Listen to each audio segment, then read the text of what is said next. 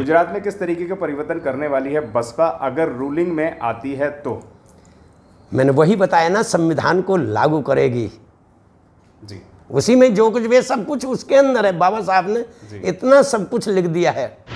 चाहे वो आम आदमी पार्टी है, वो भी आरएसएस का है जी। मोदी जी भी आरएसएस के हैं जी। और दोनों के दोनों एक हैं। वो चाहते हैं पक्ष भी हमारा रहे और विपक्ष भी हमारा रहे, लेकिन बहुजन समाज पार्टी उनके मंसूबों को ये सफल नहीं होने देगी। और इस बार हम बहुजन समाज पार्टी के माध्यम से गुजरात में कुछ नया करने जा रहे हैं। कुछ नया करने जा रहे हैं। यहाँ पर लगभग 182 सीटों पे चुनाव लड़ा जा रहा था। आप अपने आप को कितनों पे विजयी देखते हैं वह बताएं।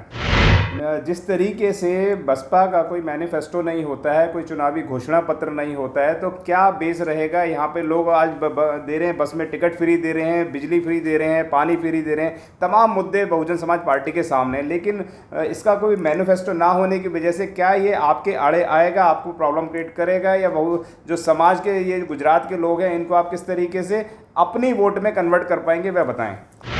बहन जी के इस लाल कलम से कुछ खफा लोग भी हो सकते हैं, जिसका असर मौजूदा चुनावों पे भी पड़ सकता है, क्या कहना चाहेंगे आप? लेकिन सोशल इंजीनियरिंग जिस तरीके से उत्तर प्रदेश में फेल रही, लेकिन गुजरात में कहां तक सोशल इंजीनियरिंग चल पाएगी?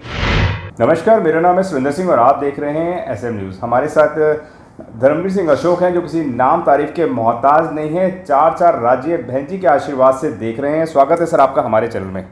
धन्यवाद जी।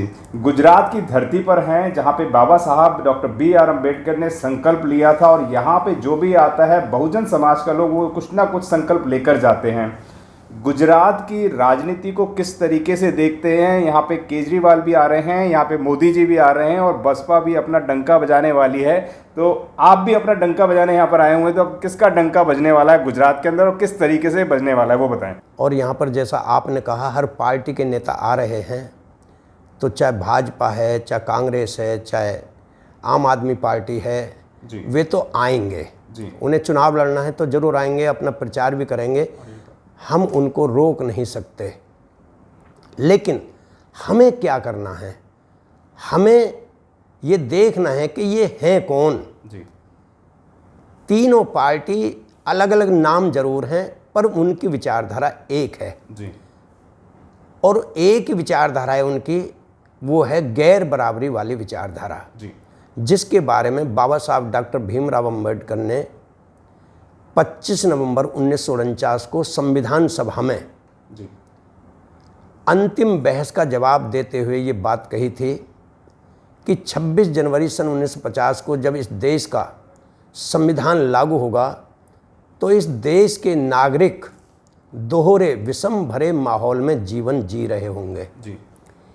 एक तरफ राजनीति में समानता होगी, 1 मैन 1 वोट 1 वोट 1 वैल्यू। हर व्यक्ति, चाहे पढ़ा लिखा है, चाहे अनपढ़ है, जमीन वाला चाहे बेजमीन वाला है, इनकम टैक्स देने वाला है, चाहे बे इनकम टैक्स देने वाला है, महिला है चाहे पुरुष है, ब्राह्मण है चाहे वाल्मीकि है, सबको एक वोट का अधिकार होगा। और उस एक वोट की गिनती एक होगी, चाहे CM डाले, चाहे PM डाले, चाहे मजदूर डाले, चाहे किसान डाले, सबके एक वोट की गिनती एक होगी। इस तरह से समानता होगी। लेकिन दूसरी तरफ सामाजिक और आर्थिक क्षेत्र में लोग गैर बराबरी का जीवन जी रहे होंगे।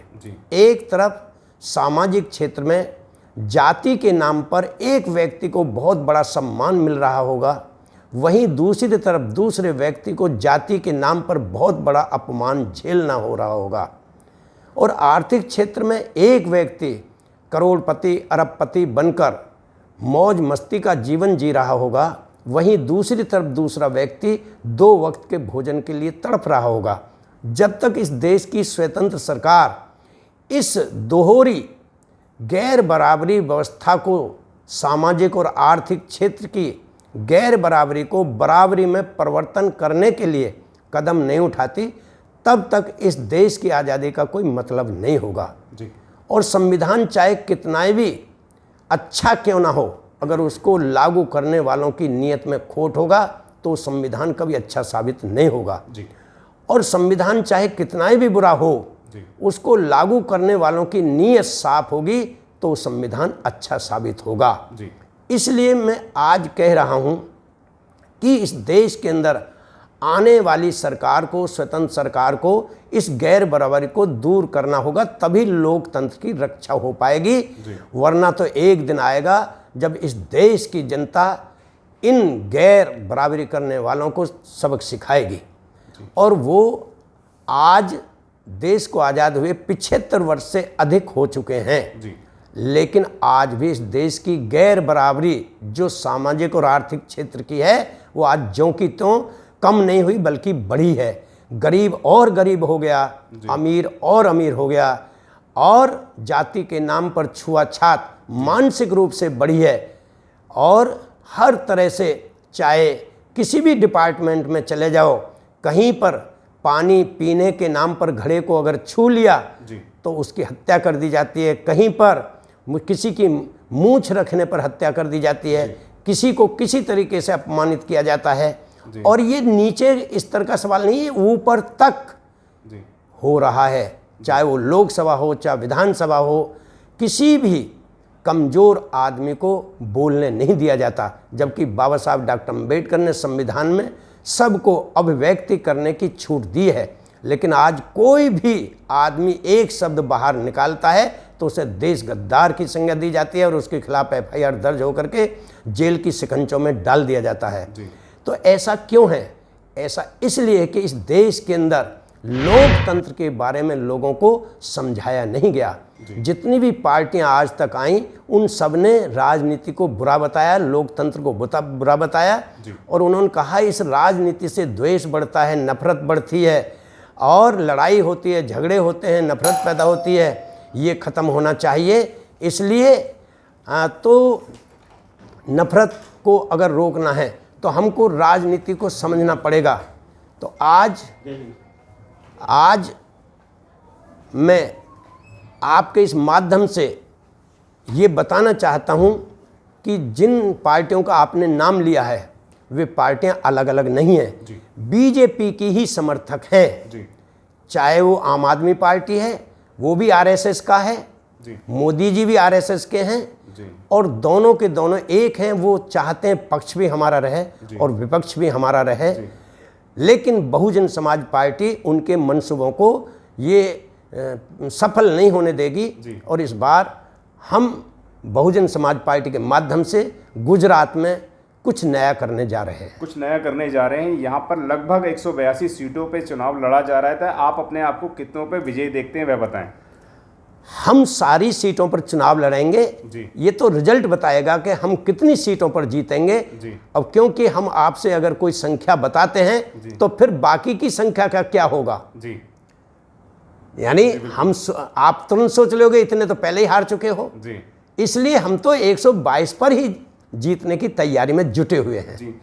जिस तरीके से बसपा का कोई मैनिफेस्टो नहीं होता है, कोई चुनावी घोषणा पत्र नहीं होता है, तो क्या बेस रहेगा? यहाँ पे लोग आज दे रहे हैं, बस में टिकट फ्री दे रहे हैं, बिजली फ्री दे रहे हैं, पानी फ्री दे रहे हैं, तमाम मुद्दे बहुजन समाज पार्टी के सामने, लेकिन इसका कोई मैनिफेस्टो ना होने की वजह से क्या ये आपके आड़े आएगा, आपको प्रॉब्लम क्रिएट करेगा? या जो समाज के ये गुजरात के लोग हैं इनको आप किस तरीके से अपनी वोट में कन्वर्ट कर पाएंगे वह बताएं।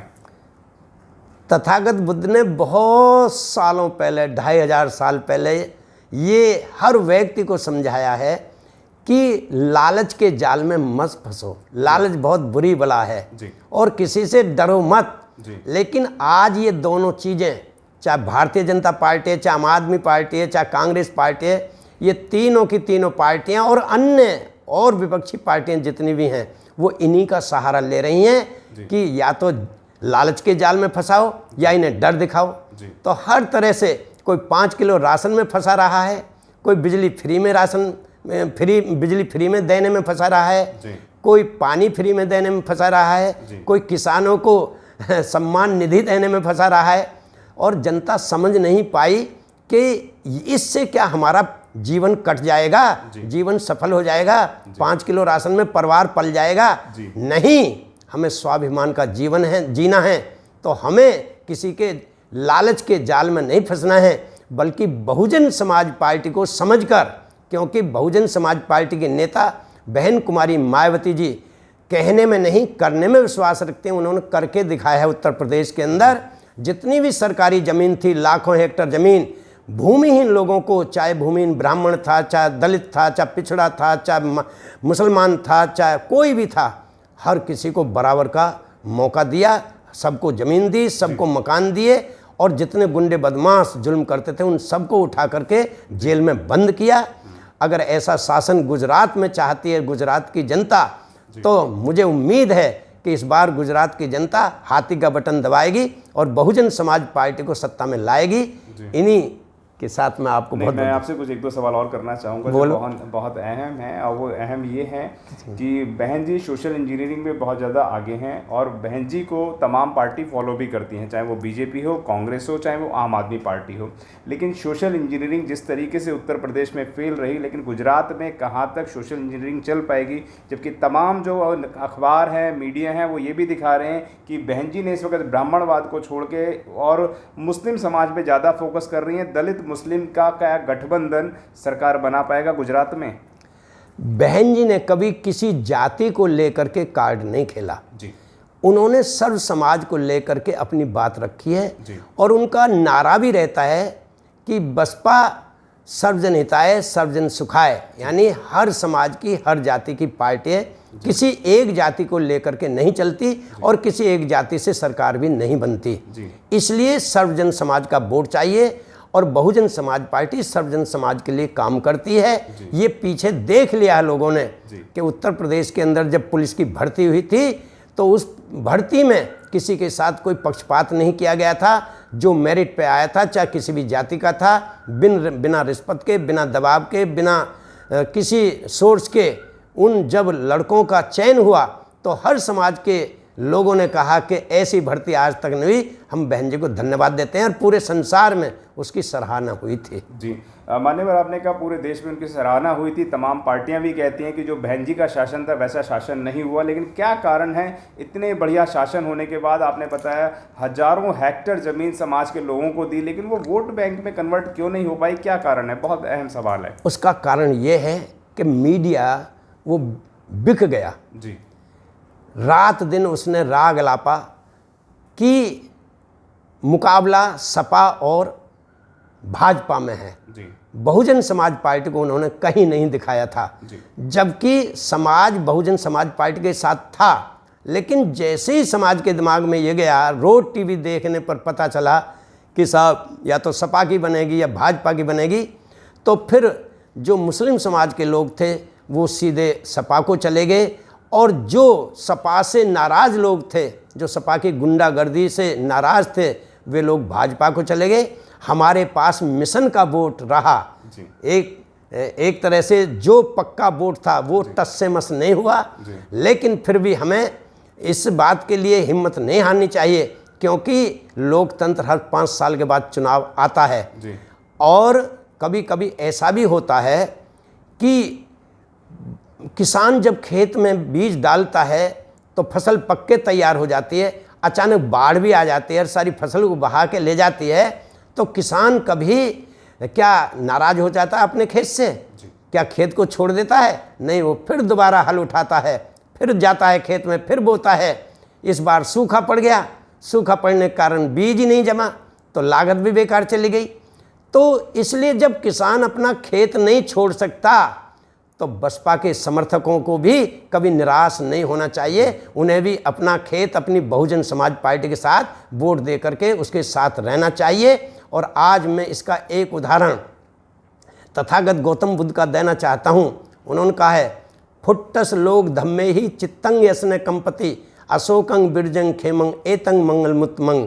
जिस व्यक्ति का इन 8 लोक धर्मों में कभी चित्त कंपित नहीं होता, कौन से 8 लोक धर्म? सुख दुख, लाभ हानि, हार जीत, सम्मान अपमान। इन 8 लोक धर्मों में जिस व्यक्ति का चित्त कंपित नहीं होता वो सुखी रहता है, शोक रहित रहता है, विरजमल रहता है और मंगल में जीवन जीता है। जो व्यक्ति सुख पाकर इतराता है, दुख पाकर रो जाता है, उसका जीवन जीवन नहीं होता। अगर आपको सही जीवन चाहिए तो कभी भी आपको दुखों से घबराना नहीं चाहिए, हार से घबराना नहीं चाहिए, क्योंकि हार आई है तो जाएगी, जीत आई है तो वो भी जाएगी। कभी भाजपा की 2 सीटें हुआ करती थीं, 27 साल के बाद कांग्रेस नहीं आई और बीजेपी भी 13 साल के बाद आई, इसलिए हमको कभी चिंता नहीं करनी चाहिए। अब के चुनाव में नहीं तो अगले चुनाव में बहुजन समाज पार्टी सत्ता में आएगी। और जो लोग घबरा रहे हैं कि चिल्ला रहे हैं, रो रहे हैं, संविधान खतरे में है, लोकतंत्र खतरे में है, मैं उनसे ये कहना चाहता हूँ कि चिल्लाने से रोने से काम नहीं चलेगा, उपचार से काम चलेगा और घबराने की ज़रूरत नहीं है। मैं संदेश देना चाहता हूँ, ना संविधान को कोई खतरा होगा, ना लोकतंत्र को कोई खतरा होगा। बहुजन समाज पार्टी इसको बचा करके दिखाएगी, ये मेरा वायदा है। जी, किन मुद्दों को लेकर बहुजन समाज पार्टी गुजरात में चुनाव लड़ रही है, वह बताएं। बहुजन समाज पार्टी जो देश का संविधान है, जो बाबा साहब ने बनाया है, उसमें जितनी भी बातें हैं नागरिक को लागू करने के लिए, उन सब बातों को लागू करेगी। और संविधान पर ही हमारा वही मैनिफेस्टो है, वही हमारा सब कुछ है, हम उसी को लागू करेंगे। जी, हम लोगों ने यहाँ पे चुनावी दौरा करा तो यहाँ पे कुछ लोगों की शिकायत मिली, जो ज़मीनी स्तर पर भी हमने कार्य करा। वो यह था कि 1 महीने पहले जो यहाँ पे अध्यक्ष थे, प्रभारी थे अशोक चौहान, उनको बहन जी ने लाल कलम से अलग कर दिया गया और सुरेंद्र कनौजिया जी को यहाँ पे प्रभारी के तौर पे नियुक्त कर दिया गया। तो क्या ये परिवर्तन इतना जल्द होना चाहिए? किस नज़र से आप देखते हैं? बहन जी किस लाल कलम से कुछ खफा लोग भी हो सकते हैं, जिसका असर मौजूदा चुनावों पे भी पड़ सकता है। क्या कहना चाहेंगे आप इस पे? इसमें मेरा ये कहना है कि लाल कलम से न किसी को निकाला गया, न किसी को कुछ किया गया। जी। परिवर्तन प्रकृति का नियम है। जी।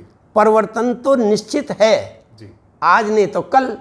जो परिवर्तन देखकर रोते हैं और अपनी दिशा भूल जाते हैं, वे कभी सफल नहीं होते। जी। इसलिए परिवर्तन को स्वीकार करना चाहिए और परिवर्तन ही हमारी ज़िंदगी की तरक्की का एक रास्ता है। हमें परिवर्तन को स्वीकार करना चाहिए। जो लोग स्वीकार नहीं करते वे ही चिल्लाते हैं और उनके चिल्लाने से कुछ होता नहीं है। गुजरात में किस तरीके का परिवर्तन करने वाली है बसपा अगर रूलिंग में आती है तो? मैंने वही बताया ना, संविधान को लागू करेगी। जी। उसी में जो कुछ भी सब कुछ उसके अंदर है। बाबा साहब ने इतना सब कुछ लिख दिया है। बाबा साहब डॉक्टर अम्बेडकर ने 23 सितंबर 1917 को यहाँ पर संकल्प लिया था, 105 वर्ष पूर्व। और आज हम उसी धरती से ये आह्वान कर रहे हैं कि बहुजन समाज पार्टी के कार्यकर्ता भी यहाँ से संकल्प लेकर के जाएंगे कि हमें किस तरीके से संविधान को बचाना है, लोकतंत्र को बचाना है, बहुजन समाज पार्टी को आगे बढ़ाना है और अपनी नेता के बात को आगे बढ़ाना है। यही कल स्वीकार किया जाएगा। गुजरात में बसपा को लाना है, ऐसा क्यों नहीं कहा आपने? बसपा तो पूरे देश में आएगी, अकेले गुजरात की बात क्यों करते हो? धन्यवाद। आप थे हमारे साथ धर्मवीर सिंह अशोक, जिन्होंने बहुत अच्छे और तीखे सवालों का जवाब बहुत सरलतापूर्ण दिया। और कहते हैं जो बुद्ध के मार्ग पर चलते हैं उनको किसी भी तकलीफ़ का सामना और वाणी में मधुरता से वह अपने संयम से तमाम मुश्किलों और तमाम उलझनों और तमाम सवालों के जवाब भी दे देते हैं। बहुत ही सुलझे हुए व्यक्ति हैं, तमाम सवालों के जवाबों को बहुत सरलता से दे देते हैं। धर्मवीर सिंह अशोक नाम है इनका और इनकी वाणी से हजारों लोग वोट में कन्वर्ट हो जाते हैं। इसलिए बहन जी के बहुत नज़दीकी और बहन जी के बहुत प्रिय भी हैं। धन्यवाद सर आपका, जो आपने हमें समय दिया। धन्यवाद। अगर आपने अभी तक हमारा चैनल सब्सक्राइब नहीं किया है तो सब्सक्राइब करें और घंटी का बटन बिल्कुल भी दबाना ना भूलें, ताकि सभी लेटेस्ट खबरें पहुंच सकें आप पे सबसे पहले।